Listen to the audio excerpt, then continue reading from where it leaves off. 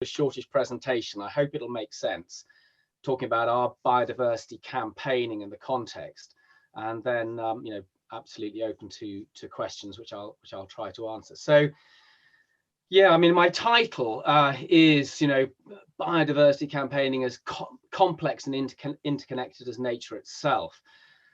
When I started campaigning all those years ago, working at Friends of the Earth, wildlife campaigning was pretty simple. You worked on sites, you worked on species, you worked on habitats, and you tried to stop people doing bad things to them or encourage them to do good things. It has become an awfully lot more complicated over the decades. And what's good about that is it's recognizing all the interconnectedness, that nothing just happens on its own. There's all sorts of cause and effect. So see if I can explain that. So where we started with Population Matters on campaigning on biodiversity, or simply nature is effectively what biodiversity means, was with this fellow, Bigfoot, or Homo magnopedites, as we rather pretentiously called him. And what he's trying to convey is the impact of our species, our human population, on all other species with which we share this one proven habitable planet in the universe. So Bigfoot sort of kicked off our biodiversity campaigning. And he is a he, by the way, because one of the guys who fabricated him out of sheet steel modeled the pose in the yard of the prop makers in Bristol here, where they put him together. So he is a he, and I think probably many people listening would agree that, if not all, a good deal of the impact and negative impact on our planet has been caused really by blokes rather than the female of the species. But let's not go into that. So he really represents humanity's excessive footprint upon the earth. You see him looking down at his foot, his right foot, wondering what he's stepped in. He stepped in a load of biodiversity, which he sort of squished. And he's also trying to represent what scientists now call the Anthropocene, or in plain English, the age of the humans. And he sort of emerged, if you like, as all of humanity did, Homo sapiens did, from the benign, balmy, balanced conditions of the Holocene, which was the epoch before the Anthropocene, in which we became the dominant species on Earth. And to the extent that we are making the majority impacts upon the planet, and sadly, mostly of those are negative, and they're great enough, those impacts, to be actually recorded, set down in the geological record. Hence, we are having a sort of epochal geological impact upon the planet. And so that's what we're trying to represent as well, that Bigfoot manifests the Anthropocene in a sort of symbolic sculptural form. And where he is positioned here is outside the Natural History Museum in London. And we chose to sort of launch our campaign outside the NHM in July of 2017 for two reasons. One, because there had just been published a really powerful research paper in the highly respected journal called The Proceedings of the National Academy of Sciences. And that piece of work, that research paper, reviewed data on over 27,500 vertebrate species, with a more detailed analysis of 177 mammal species. And what they found was alarming declines in the numbers and range of more than 40% of the species analysed.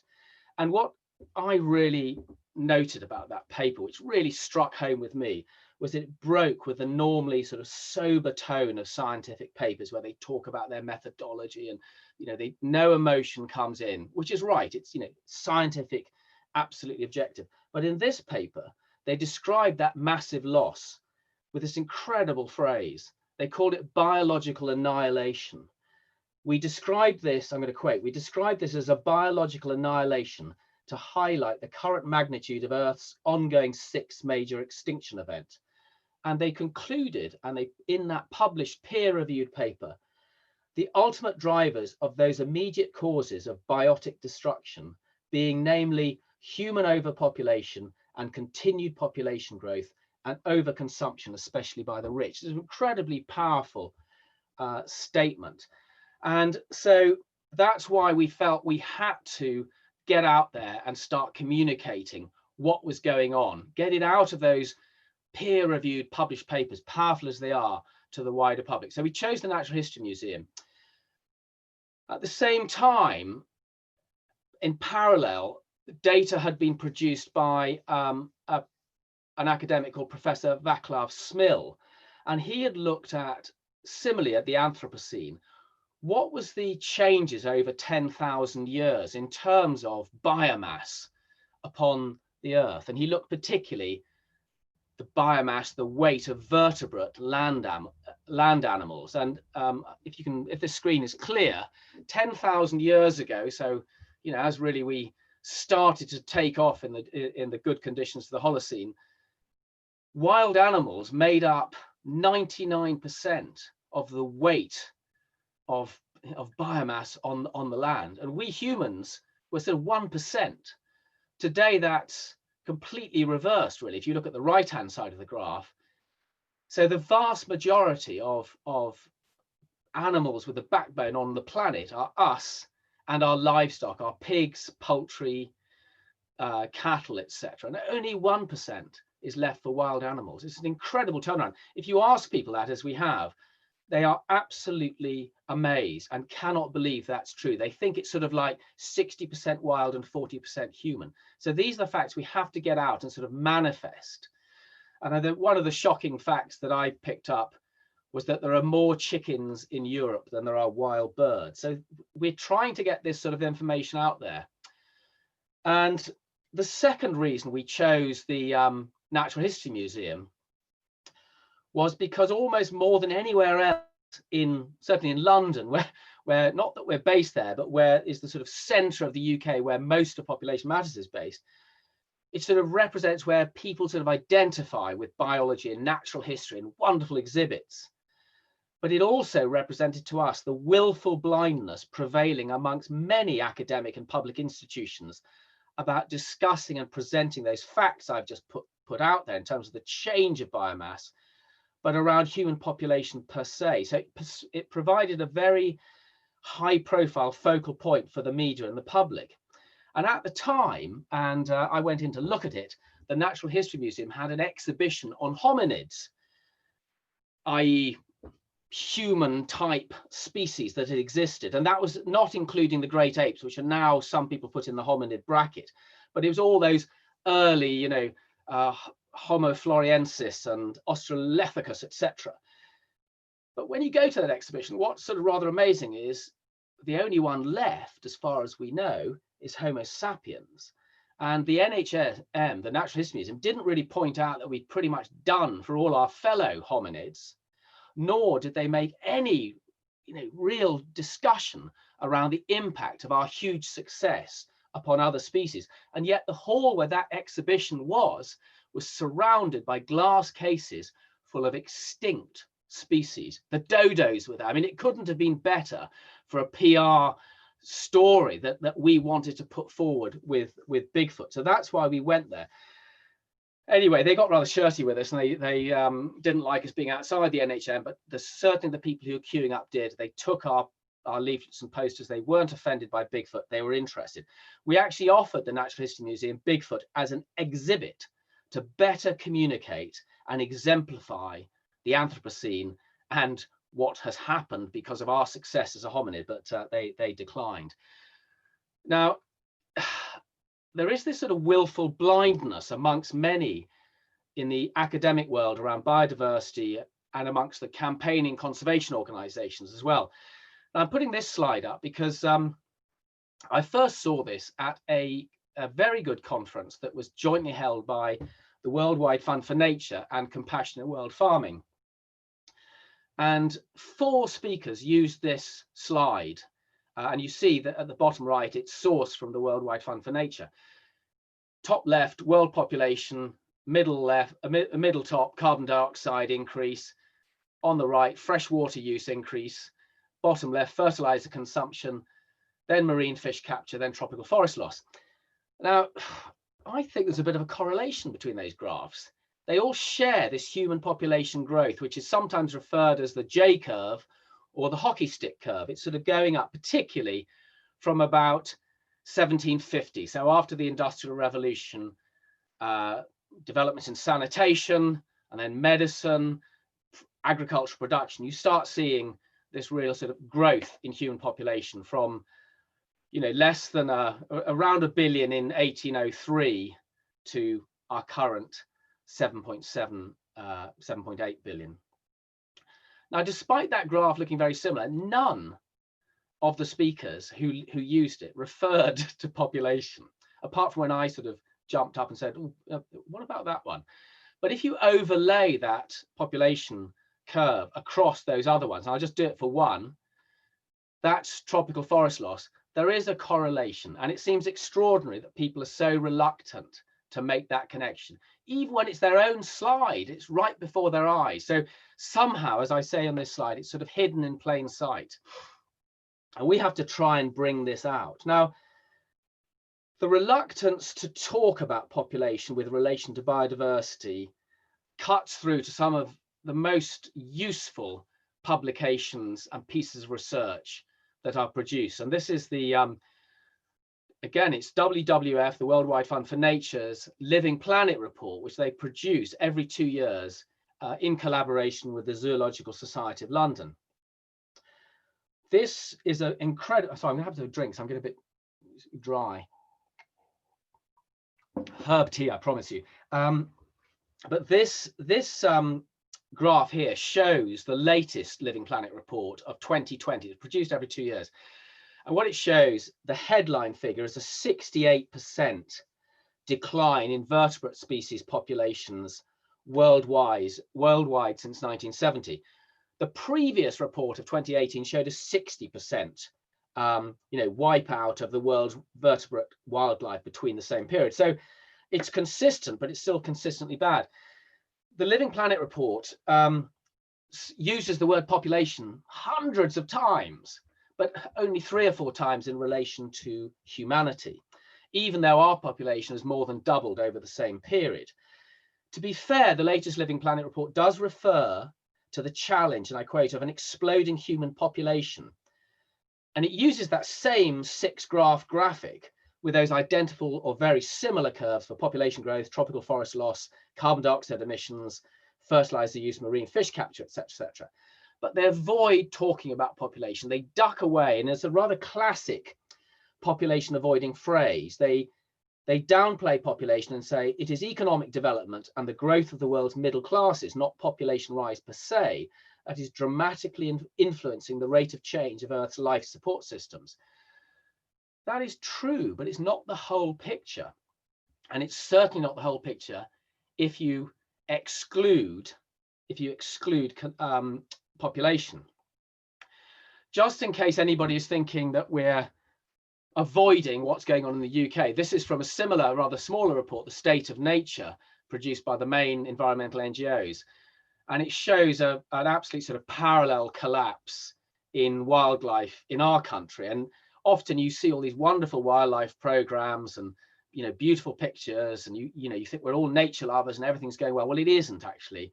Our biodiversity has been in decline for a long time. Yes, it's due to agricultural intensification, but it's also due to the fact that per capita we consume a lot of resources, and in terms of population, we're one of the most densely populated countries in Europe, particularly in England. So there is a growing body of scientific evidence acknowledging population, but there's still too much avoidance, denial, willful blindness about accepting what is going on. But so thank goodness there are major organizations, and this is the Intergovernmental Science Policy Platform on Biodiversity and Ecosystem Services, IPBES for short. And this IPBES is the equivalent for biodiversity as the IPCC for climate change. So these are serious people. They have identified population growth as a key indirect driver of global biodiversity loss. It's an upstream driver of everything else. You can keep saying, oh, it's agriculture, it's marine fisheries capture, it's this, that, and the other. But well, ultimately, it's us at the top who are making these demands. Yes, particularly in the rich developed world, but the developing world is catching up. So the IPBES has accepted that we need to address the indirect drivers, namely population growth. Even less equivocally is this from the World Scientist Warning to Humanity, issued in November 2017.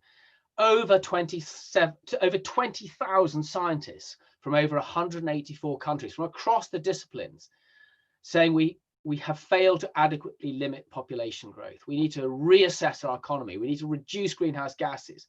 Humanity is not taking the urgent steps needed to safeguard our imperiled biosphere, our planet. And they say quite specifically, it's time to re-examine and change our individual behaviors, including limiting our own reproduction, ideally to replacement level at most. What could be plainer? What could be plainer? So with all of that, Population Matters focused its 2019 conference on biodiversity. We felt we had this collateral behind us. We saw that we were getting quite a good reception from the public when we went out to places like the Natural History Museum and talked about it. Nobody was upset by Bigfoot. Families crowded around and talked about him. They looked at all the squashed biodiversity in the squeezed globe. They asked questions.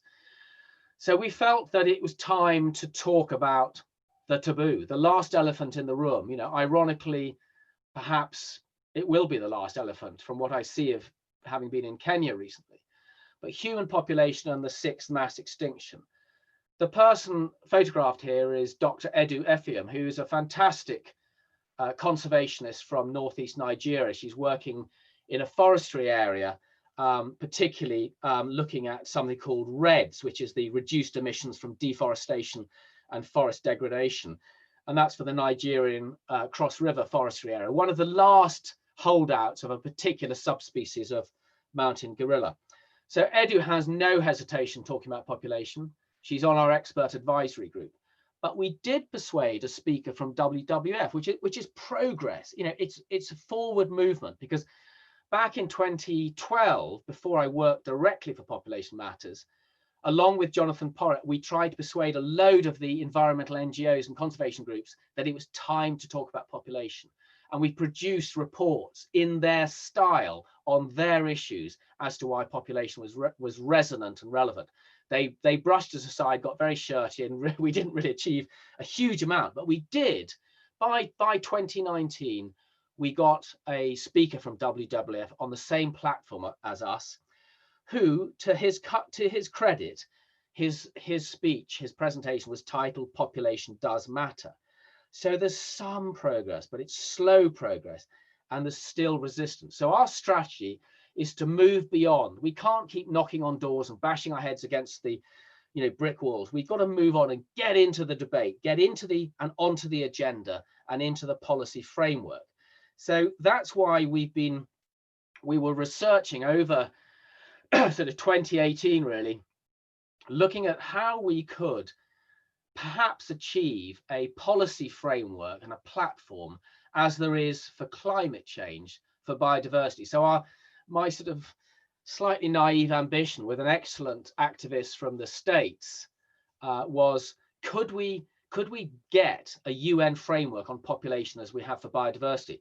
And we managed to raise some money from a trust fund in the US, who said, okay, I'm interested, let's look at it. So we hired a couple of young researchers who looked into the UN process, talked to a whole load of partners and potential allies around the world. And their conclusion was, it's going to take too long. We haven't got the resources. It's too complicated. We don't have enough profile yet. But there is a process you can get on board. And that was the Convention on Biological Diversity. And in a very short order, we got stakeholder accreditation, and we were able to make a submission, and we were able to find some friends who are trying to get the Convention on Biological Diversity, which is this international framework to try and protect nature and restore nature and set some targets. And they're called the Aichi targets because the meeting which set these 20 targets happened in the Aichi prefecture in Japan. The sad thing is, this was in 2010, I think it's my memory is. Was it 2010? Yes, it was 2010. But 10 years later, none of those have been achieved. They have failed to be achieved because population is left out of it. And so we've been trying to put pressure on the process and get into the process to try and get people to say we've got to address population. And Edu, who you saw earlier, has also supported us and put in her own submission on that basis as well. Now, we also carried out an action on 22nd of May this year, linked to the International Day for Biological Diversity, in which we did an online lobby where over 1,000 people from more than 25 countries lobbied their environment ministers around this issue. And we followed it up directly with letters to 20 governments around the world. And we also met with our own UK Minister for Biodiversity here in the UK, Rebecca Powell, to try and get this point across that population and biodiversity, there is a synergy and a link, and it has to be addressed. And we are also now a member of the IUCN, which some of you will know. It's the International Union for the Conservation of Nature. It's the most important and influential global network of conservation organizations of the world. So PM is in there and is part of that landscape. And we joined together again with another initiative with the Margaret Pike Trust, which sponsored this, called Thriving Together. And there are 150 conservation and family planning organizations from 170 countries making this link between addressing population and managing to address biodiversity loss. And this is increasingly being understood, and this is why I said at the beginning this is complex, as this Venn diagram of people, environment and health. And if we can, and if I was clever, I would have a little slide which would move my Population Matters logo from the top right hand to the center of that Venn diagram. But if we have to communicate that addressing population benefits people, because there are millions, literally millions, 272 million women across the world currently who do not have access to the safe family planning they want. We will be able to address that biodiversity loss because we see that humanity and expansion of agriculture to feed burgeoning populations is impacting on biodiversity, as the International Panel on the Biological Assessment, etc., IPBES, indicated. We will see also that people will be healthier when there are more resources per capita, fairly and equitably distributed, rather than having to be spread thinner and thinner and thinner, with walls being pushed up as the rich try and hold on to their excessive preserve of the reserve. So there's a real sort of link here, which is an incredibly progressive but pretty complex agenda for us to take forward. This was even more sort of apparent to me when, along with my colleague Florence Blondell, we visited Nairobi in Kenya for the International Conference on Population and Development in November of last year. This was the shorthand name for that was ICPD 25, because it was 25 years after the last Conference on Population Development held in Cairo. And not a great deal had improved since Cairo in 1994. In fact, the rate of increase of access to family planning had gone up by a minuscule amount, 6% or so. So still, only 58% of women had access to the family planning they wanted. So hence this 272 million women not having that access. That's where the figure came from, that UN conference. But Florence and I ducked out of some of the conference. We went to meet some of the poorest, hardest pressed people in Africa, in a slum called Kibera on the edge of, or Kibera on the edge of Nairobi. It's the biggest slum in Africa. And we were greeted by the community leaders who are in the sort of bottom right of the picture, who were very happy for us to be there, to hear their stories, and particularly to hear stories of young women who had got pregnant because they did not have access to family planning, did not have choice, and to see their environment and what they were trying to do under these incredibly straitened circumstances. And that link of people, health, environment could not have been more apparent. I also went out into the rural areas and met with villagers who were experiencing directly climate change, because the seasonal rains were changing, their soils are thin, were washing away or too dry. And they understood that having a large family was not something that was consistent with the level of farming that their land could support. And so they were really eager to meet my colleague there, Monique, who's the lady with the grey hair to the left of me in the bottom right picture, who's a public health consultant across Africa. And they were so keen to get the information that she was able to provide. Even more prevalent and is that nexus of public health and environment in what are for shorthand, the SDGs, the Sustainable Development Goals, which I'm sure many of you are aware of.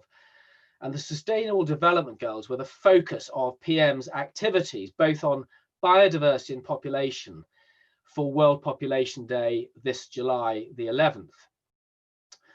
Just like the Aichi targets for biodiversity, these 17 SDGs, as the UN itself admitted this year, are not being delivered on because of population growth. So really grim statistics, as you see in this slide, that female genital mutilation, FGM, has increased because of population growth. Poverty and malnutrition has increased because of population growth. The number of women with unmet need for modern contraception has increased from 230 million in 1990 to around 272 million now because of population growth. This is extremely depressing. Partly this is because population is not addressed, but it's also partly because there is an inherent contradiction in the SDGs. And that's in SDG 8, which has decent work and economic growth as a target. The growth engine is still in there, so consumption is still in there. And there is no way that these countries can develop on the current economic paradigm that we have pursued in the North, in the West, without undermining most of the other SDGs in terms of public health and the environment. So there's a terrible tension in there, which some researchers picked up recently in a report that I read. They were examining the SDGs. You know, is it possible for a good life for all, which is what the SDGs are seeking to achieve, a good, proper, decent, fair life for all?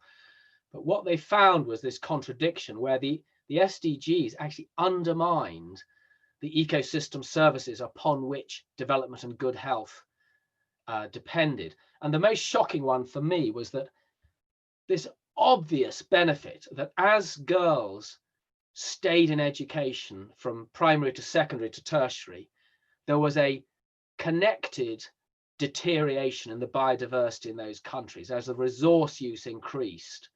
And isn't that a terrible contradiction and, you know, an irony, because you're trying to do something really good, but it's having a detrimental effect. Now, one of the key reasons for this is that unless you can get the rich North world to curb its consumption and create space for the developing countries to develop themselves to a fairer standard of living, there just isn't the ecosystem space to absorb the impacts. And the percentage that has been estimated in the same piece of research that is necessary for the North to allow that space is a 40 to 50% reduction in the consumption in rich countries. Now, that is a hugely ambitious target, and it's a great target, but is it being achieved? I mean, I worked for Friends of the Earth for 20 years, well, 15 years. Our whole mantra was consumption, reduce consumption. This study from the Massachusetts Institute of Technology looked at 59 common resources, goods and services that are inherent in the sort of modern world, in the standard of living, in the quality of life in the developed world. They found that none of them had gone down in use, apart from asbestos, some toxic chemicals regulated by governments, including pesticides, radioactive isotopes, again regulated by governments, and wool, substituted by man-made oil-derived products. So the challenge of getting people to use less stuff is huge if you are not also enabling people to manage their population growth alongside managing our per capita consumption. And we ain't achieved it. And Friends of the Earth certainly hasn't succeeded in achieving it, who I used to work for, nor has Greenpeace. So there's a hell of an uphill struggle to balance those two out. I'm coming to the end and over to your questions, but what I think is so encouraging is, despite those sort of negative challenges, we have some of the world's finest biologists and conservationists on our books at PM as our patrons and our advisors. And here's a group of them here.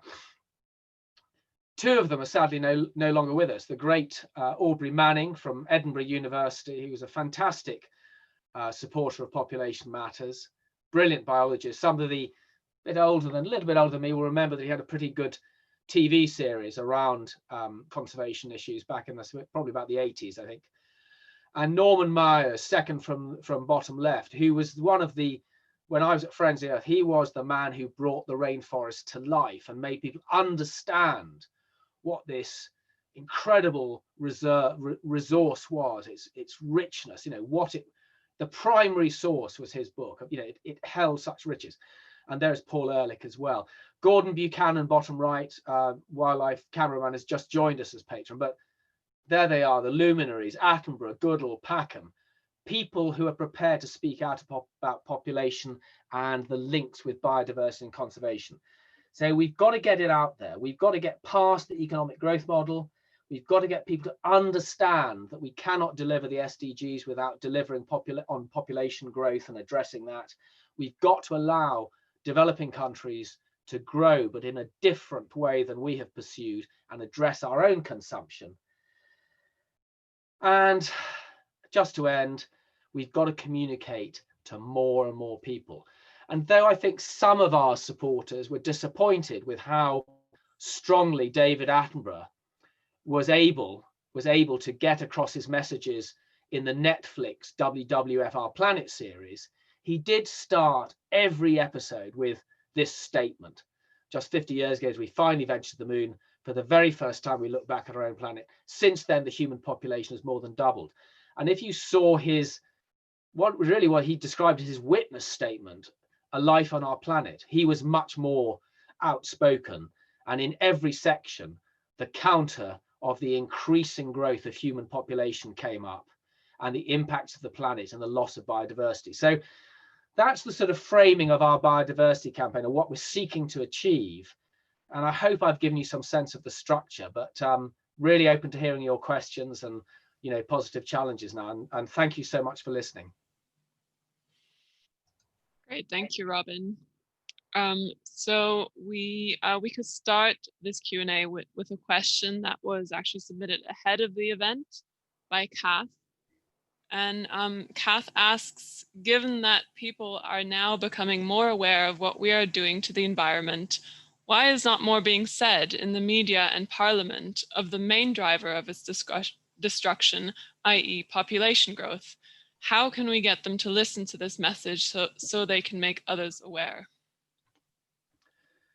Yes, well, there's the rub. By doing things imaginatively and creatively, such as Bigfoot, and by doing things positively. And I didn't quite do what some people do. When you see them on Zoom interviews, they always put the books behind them, the books they're reading at the moment, to sort of show how knowledgeable they are on issue. But the future we choose is the account by Christiana Figueres, who coordinated really the UN Paris Climate Convention and achieved the Paris Agreement before the likes of Trump pulled out. And in that, she uses this phrase. She says it is almost, it is almost hopeless. It is so hard to believe we're going to pull our way through this. But the only way to address this is through stubborn optimism. You have to hold to the positive. Telling people too much negative will turn them off. I'm more a half glass full person than a half glass empty. And my first debate for Population Matters was on that title, and I was meant to be the half glass empty. I'd be a miserable Malthusian and utterly depressed and hated human beings and didn't like kids and all the rest of it. Well, I'm afraid that isn't the truth. I love people. I love my family. I have my 2 girls. That's why I do this job, to try and make the planet sane and safe for them. But it is a very, very, contradicted position. It's very, very challenging, but you have to hold on to hope, but you also have to put out the facts as well. So I'm not answering your question other than to say it's extremely difficult. And whilst we know, those of us who are informed, that the next 10 years are absolutely critical, which is why all these agreements headline to 2030, somehow we've got to get people shifting and moving without making them just go, I don't want to hear about this anymore. I don't want to see this. I'm just going to, it's going to be circuses and bread and dancing in the streets like sort of plague years. We've got to give people hope. And that's what Population Matters is seeking to do. And the low hanging fruit is those 272 million women who have an unmet need, and they want access to safe modern family planning. They want to make choices about their fertility and when they have kids. Addressing that, as Project Drawdown has calculated, would do more to reduce greenhouse gas emissions than all onshore and offshore wind power combined. So there's some really positive things we have to say and keep framing. So that's as best as I can answer it. Okay, thank you. So we've got quite a few more questions coming through. I guess I can just kind of feed them to you. Yeah, I've got them in front of me as well, but do feed me some, because I'm just a bit out of breath from rabbiting on for a while. Okay, so John says, I only now noticed Bigfoot statue in close-up is constructed from baby shapes. Brilliant. Yes, John, thank you. Yes, exactly. Now that is interesting, because when we first went to the prop makers here in Bristol to talk about this, at one point they were going to make a gigantic baby. Now we have actually made a gigantic baby later, which we could talk about, his big baby, who's the inflatable European UK baby, who's sort of thinking about his carbon dioxide emissions per every extra child in the UK rather than one in a poorer, less developed country. But big baby, we initially thought about that, thought, no, that's going to be too in your face. So instead, he, as you say, he's made out of a matrix of thousands of little steel baby blanks welded together. And the idea is to sort of communicate, the 250,000 of us who, are added to the planet, every day. And it's like, yes, it gets that across, and funnily enough, it doesn't offend. Some people thought it would offend, but it has never offended. So it's humor, but it's thought-provoking humor. So John, thank you for noticing that subtlety. It is indeed made. He is indeed made out of little babies all welded together. Okay. So I'm pleased to see that our patron, John Gilbo, has joined us for this biodiversity chat. So welcome, John, and thanks for submitting your question. So John says, acknowledging human population growth and not addressing the intervention of removing in all countries the many barriers, tangible and intangible, to the choice of family planning. I say that's analogous to a bucket that is overflowing and everyone rushing around like headless chickens trying to make the only bucket bigger rather than turning off the tap. Why? It's hardly rocket science. Absolutely. And John, thank you so much. And John is somebody who's been involved in this far longer than I have. And as a leading medic, comes with a great authority and ability to communicate to audiences that sometimes mere campaigners and myself can't reach, and I think we've got quite a lot of doctors involved with Population Matters. Indeed, we've got one of John's proteges who studied under him is currently on our board as a trustee, Dr. Becky Foljam, who does some excellent work with teenage girls in the Midlands, avoiding getting pregnant as teenagers, making informed choices, being able to make those choices. But you're dead right, John. I mean, it's not rocket science. And again, Project Drawdown, who were simply looking at what are the available solutions to climate change that we can adopt now, when they identified that educating girls and family planning was so powerful that it was actually, in their first analysis, it was #1 solution. Now it's #2 below food waste, but it's huge. It's only a couple of megatons, or gigatons below food waste. It's still huge. It's low hanging fruit, and it's what people want. And they describe it as no regret solutions. It's only going to help people meet their choices, help empower and enable girls make those life choices, become more active in their community, become able to contribute to their community and society, not be repressed by patriarchal societies, not have things done to them as children which, you know, are abuse of their rights. So I do find it amazing that otherwise progressive organizations like Friends of the Earth and Greenpeace and WWF don't go, it's a no-brainer. So yes, I think just to add to that, that's why, to be honest with you, I'm much more interested now in working with organizations who are looking at human development and rights than just the pure conservation organizations, because I think those organizations and those individuals see the reality on the ground. They see the people who are coming to them asking for that support.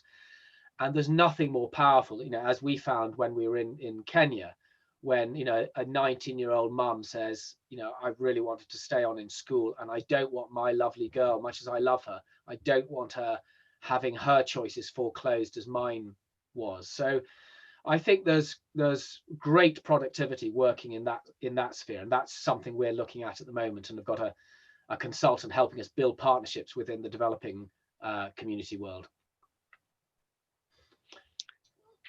So we got quite a few questions on religion, actually. So let's move to the question from Pierre. He asks, how can we address religious leaders with this information and make them change their approach to humans as the supreme species? Yes. Well, I did have quite an interesting debate with an American activist who contacted us, who was convinced that the Pope was about to make a pronouncement that it was okay to talk about population and address the issue, but, you know, still, you know, completely absurdly, a bunch of men in a male-dominated institution in the Vatican make decisions and believe they have the right to make decisions about women's fertility and their rights over their bodies. You know, it seems slightly, I mean, I'm sorry, if I'm offending any Roman Catholics, but I find it sort of something rather perverse, if not perverted, about men deciding to make these, you know, it's rather like his Dark Materials, which I'm watching at the moment from Philip Pullman and the Magisterium. Who are these men to decree what choices women can make? But there are some really interesting and positive things coming from religions as well, because of course there are many Catholics who practice contraception, not least in Italy, which has one of the lowest fertility rates in Europe. So not everybody is following the Pope's declarations or encyclicals.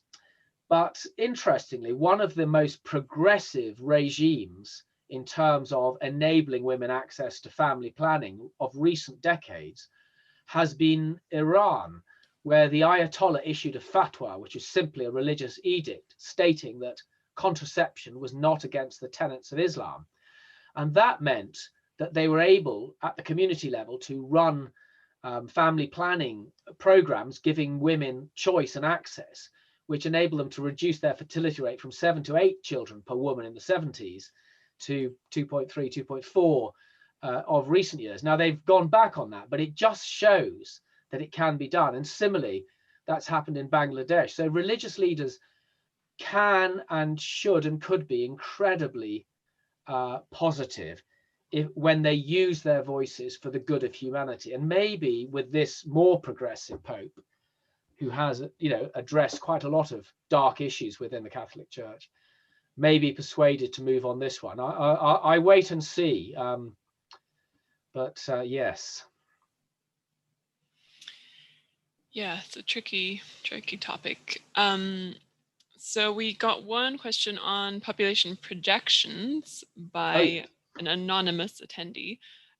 So they say, looking ahead, which population projections are more reliable, the UN figures or the projections which informed the recent Lancet article? Yeah, well, the Lancet article, which was, I have to see if I can, the acronym from the Seattle-based research body, HE, I think it was that right, Olivia? Something like that.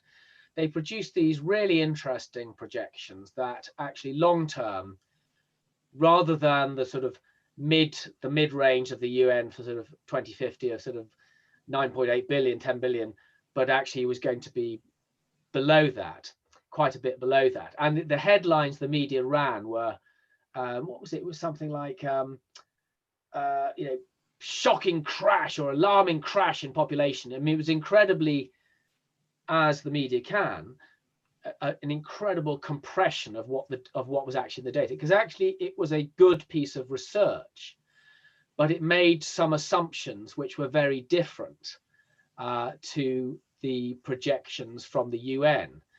Now, personally, I'd be delighted if their projections were correct, but even in the longer term ones, it still means growth of around 2 billion people.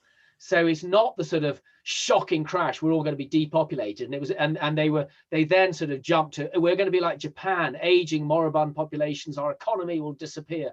And if you look at who actually sort of sponsored it, it seems to come from quite a sort of neoliberal agenda and sort of focus. So these are people who believe very much in ongoing economic growth, and they see that a declining population as only meaning declining consumers. Whereas actually Japan is not such a sad story as people would have you believe. You know, I mean, actually Japan's economy has been doing quite well of late, if you heard the news today. But as an aging population, they are healthier, they have good health care, they are using AI and robotics to, if you know, immure themselves to what could be a decline in working population. But it's still a long way off a sort of population of Struldbrugs, which was Swift's, you know, dark portrayal of people who live forever, you know, sort of 500 years old and are just sort of blobs of jelly. So it was a very sort of odd piece of work, which got great headlines from the Lancet, which, I no disrespect to John Guilbeault, the Lancet likes to get provocative headlines. That's its sort of shtick, but it doesn't overturn the projections of the UN or from institutes in Vienna, which are also closer to the UN projections. So it's another study, it's one study. If it's proven right, great, but we are still at 7.8 billion, having tremendously negative impact on our environment, our ecosystems, and on people's well-being. So if we can, as we want to see, achieve the UN's long-term low projection by 2100, they do a range of 3 projections. Their low projection is for 7.3 billion, somewhat fewer than we currently are. Their medium projection is for about, you know, 10, 11 billion. Their high projection goes up to anything from 13 to 16 billion. That huge difference, 9.8 billion difference or so, hinges on whether the fertility rate, going back to John Guilbeault's point, goes up or down by a tiny amount. It's a ridiculous figure. It's half a child more or less per woman in the world, or more sort of rationally, 1 child more or less per every second family. If it goes up, we get to 16 billion. If it goes down, we get to 7.3 billion. So enable that 272 million women to have access to the contraception they want, get the churches on side, communicate to people what a difference it makes, particularly in a rich country, to have a smaller family, and we get closer to 7.3 billion, and we start taking Bigfoot's weighty foot off the planet, and it starts to breathe again, and we all start to breathe again. So Lewis asks, do you think that other organizations like WWF that share goals of improving biodiversity, for example, hesitate from discussing population growth because they genuinely disagree, or because they think the message is politically unpalatable? I think because the latter, Lewis or Louis, absolutely. I think the latter. It's a really, this is the most challenging issue I've worked on. It's the one that has been, you know, I've been skirting around for all my environmental career. I mean, we used to talk about it at Friends of the Earth, and if you go back and look at the founders of Friends of the Earth and the founders of the Green Party and the founders of Greenpeace, they all recognized population. But in the intervening years, with understandable reasoning, because of some very poor examples of population control, which is a phrase we never use at Population Matters, but of very bad ethnically and caste and particular group directed population control programs, whether they're in China or in India, population became a taboo subject. And I don't doubt it had been talked about insensitively at times. And there's certainly some dark histories going way back. And that's made particularly white, middle-aged, old people like me, who tend to be the people who are still towards the higher echelons of the conservation groups, extremely careful about talking about population. They'd rather not go there. And so I do think there's that sort of taboo. What we find really wonderful at Population Matters, I nearly said Friends of the Earth, if only I could, if only I could say it was Friends of the Earth, but what I think really encouraging at Population Matters is that when we've gone out to Nigeria, to Kenya, to meet with people at the grassroots, to meet with our colleagues like Edu in Nigeria, but also to meet with the Nigerian Conservation Foundation, who invited us over for World Population Day in 2018, they have no inhibitions talking about population. In fact, they're sort of rather amazed that we do, and they speak much more openly about it than I feel comfortable at times. So in Lagos at World Population Day, we had the State Minister for the Environment, we had the head of the Population Commission for Nigeria, who was a Muslim woman, and we had the director of the Nigerian Conservation Foundation speaking alongside me. They were completely open to talk about population, and it really gave me heart that we can do this, and we have to overcome these sort of false stereotypes and old shibboleths that are attached to us. But we have to be very careful, because we walk a minefield, and it's very easy to hit a tripwire and say something inadvertently, which is then misinterpreted. And that again happens to us. We have to fight. Somebody raised a question I saw about George Monbiot. Oh, George Monbiot was a friend of mine. I regarded him as a fellow campaigner. He's a brilliant activist. He's a very good writer, but he finds it very hard to talk about population other than in an incredibly negative way. And we've had issue with him. We've taken him to task. We've tried to push back, and we've got a bit more sort of purchase and traction with the Guardian of late, because I think they're realizing that more and more people are waking up to this issue. And in fact, they did a very good series on young women and young couples choosing to be child free or to choose smaller families. And they could see that this was something that was resonating with their readership. And actually, George was out of touch. He was out of touch with their readers. And so they're giving him a bit less airtime, and they're a bit tired of him beating the drum that we're all a bunch of, recidivistic old population control, people who don't like humans. That is starting to shift, but it takes some doing. So I'm really heartened by who's talking about it, but it hasn't got through to the NGOs as yet, despite the fact that, Packham, Attenborough, Goodall are all patrons and trustees of the big organizations as well as Population Matters. And however much they speak about it, people like me in those organizations find it very difficult to speak out. They're nervous about it. And we've got to try and give them courage. But as I say, I'm going to other groups who I think are less inhibited. Yeah, so I like this question by Helena, who is asking about ways to get involved. So she asks, what steps can we take at a local level to drive positive change on this issue, i.e. local councils, metro areas of the UK? Yeah, I think we primarily focus on population as a global issue, because it's the number of people overall on the planet which is our main concern, and balancing out the use of resources and the fair use of resources. we have some very good local groups, small number of very good local groups who do operate and are active locally. And they run stalls, they run meetings, they invite some of us to sort of join in, and they support our national actions.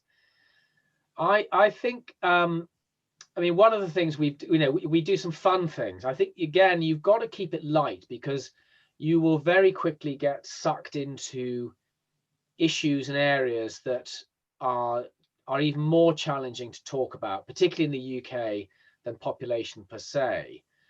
Not least of which will be migration, which is a very, very difficult subject to talk about in a way which is fair and balanced, and doesn't throw up some very, very difficult communications and lead to misinterpretation. So I would say I would particularly talk in the UK about our responsibility individually. And that's where the study by Lund University in Scandinavia is so powerful. And that's a sort of microcosm of the Project Drawdown, looking at the most effective things that can be done to take the heat off the planet. And Lund were interested in what are the most effective individual eco-actions we can take, particularly in rich, developed, high-consuming countries. And they looked at about 20 different actions. From changing light bulbs, cycling, going vegan, going organic, no transatlantic flights, blah, blah, blah, blah. By far the most impactful for people like me, who has a family in the UK, is to choose to have one less child, one fewer child, person in my family. That outweighed all the other eco actions by a factor of 20. Yes, it was looking at the generational impact, but it was still by far the most significant. And so I think that individual responsibility, really being able to impact upon the planet, because yes, all of these other things need to be done and are good. And it's so interesting because, again, what the researchers were interested in was that actually local councils, local government and national government went for all the light, easy, nicey, worthy things like recycling and choosing low energy light bulbs, but they wouldn't touch population. So I think this is something where we can be bold and we can present that data, because I think more and more young people are embracing it and seeing it as a really positive choice with benefits for the wider community and the planet. And we have some great case studies on the website of people who've made those decisions, who can be sort of put forward as, and we have a great film, the Small Families film, which I think really helps get that message across. So always go for the positive, but also think about the infrastructure challenges for your local authority, your local area. So I live in the wet southwest, but London and the southeast is one of the driest areas in the UK in terms of rainfall per capita. It's also actually one of the most water stressed regions in the world. It's 161st out of, I think, 185 as estimated by the Royal Geographical Society. It's got less rainfall per capita than the Sudan, which is rather an amazing statistic. And yet that's where population growth and development is concentrated. So there's been quite a good report by a peer called Robin Hodgson, Lord Hodgson, which have I got a copy here somewhere? I have. He produced this. This may be an old one, but he produced a report called Britain's Demographic Challenge, which is available. You'll sort of find it on our website. And he's done an update on that, and he's just looking at what are the challenges for a rich developed country like the UK. And of course, at the moment we are like Bigfoot. Our footprint stamps way beyond the shores of the British Isle. Our food footprint extends to countries across Africa, Latin America, the Far East, where we are taking their food resources. We're using their soils to grow food to feed us, where their populations are burgeoning and will be challenged. And one of the really powerful figures from an authoritative source, which is the World Bank and the World Resources Institute, that the growing population as projected, even on those more optimistic figures, by 2050, shows a 56% food gap between what we can currently produce and what is needed. So when people sort of bang on, like Monbiot does, like,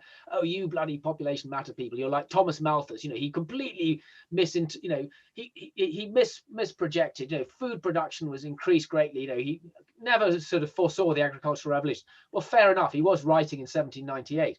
But even with our incredibly intensive agriculture we've got now, to close that food gap is challenging. When we know that our soils are in a very poor state, 100 harvests left, or probably 80 harvests left, according to the United Nations Environment Programme, we're already, reaching the ceiling of the crop yields we can get out of our staple crops. The marvelous, father of the Green Revolution, whose name has now completely escaped me. Borlaug, Norman Borlaug. Norman Borlaug. He said that what the Green Revolution had achieved, so getting those low, short-stemmed, high-yielding rice, wheat, barley varieties, all that had done, and I can't quote verbatim, but it's pretty much what he said, was to give humanity a breathing space to manage its population.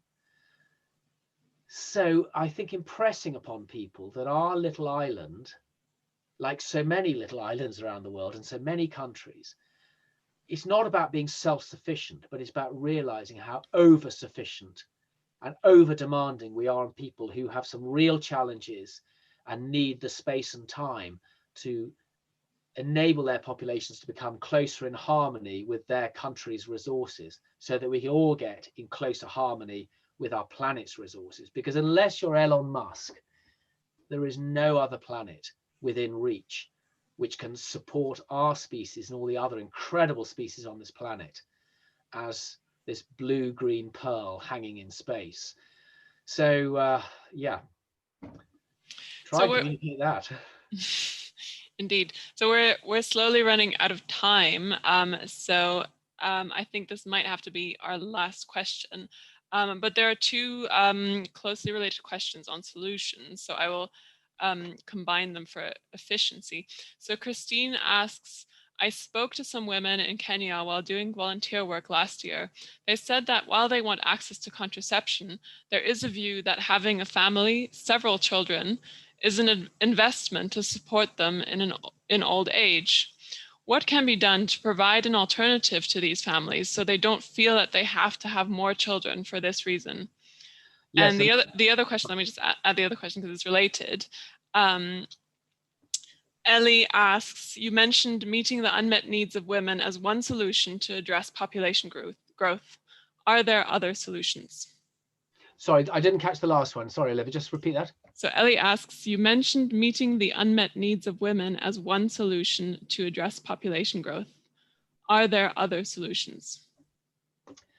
Okay, so that is sort of the classic development cycle that, you start off with high fertility and high mortality, and naturally, and particularly in societies which are more agrarian than urban, children are a huge resource to work the land, and sadly, because of high mortality, many of those children will die in childhood, and so there is a very strong instinct to have large families to sustain livelihoods and the working of the land, and also to look after the parents as they get older. I mean, that is something that development breaks, and there is no country which has achieved prior to the Sustainable Development Goals was something called the Millennium Development Goals, and no poor country has achieved those Millennium Development Goals without also managing to slow down population growth. So Bangladesh is a very good example. They are termed by the UN an impoverished nation, but they have achieved a lot of their Millennium Development Goals because they've managed to address population. So you have to have a very proactive forward-thinking and humanitarian government. And as a result, although Bangladesh has its fertility is down to 2.4, but it's still very poor.